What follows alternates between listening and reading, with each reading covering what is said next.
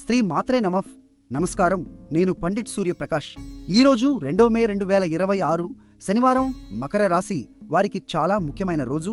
ఎందుకంటే మీనంలో అంటే మీ మూడో భావంలో ధైర్యం మరియు కమ్యూనికేషన్కు సంబంధించిన స్థానంలో శని మరియు కుజుడు కలిసి ఉన్నారు.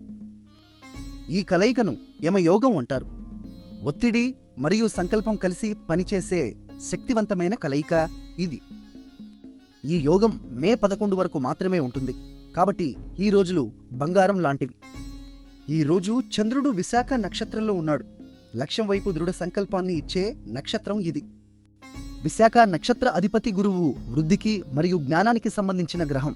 కాబట్టి ఈరోజు మీరు మాట్లాడే ప్రతి మాట బలంగా ఉంటుంది. కెరీర్లో ప్రెజెంటేషన్ ఇవ్వాలా, క్లయింట్తో మాట్లాడాలా, ఈరోజు చాలా అనుకూలం. కానీ జాగ్రత్త, శనికుజుడి కలయిక అసహనాన్ని కూడా తెస్తుంది.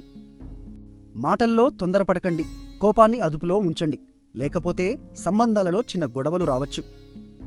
ఈరోజు మీ అదృష్ట సంఖ్య 7. మీ అదృష్ట రంగు నీలం. నీలిరంగు బట్టలు ధరిస్తే శని భగవానుడి అనుగ్రహం లభిస్తుంది. నిన్న మా అంచనా మీకు సరిగ్గా ఉందా? నా అంచనా మీకు సరిగ్గా ఉందా?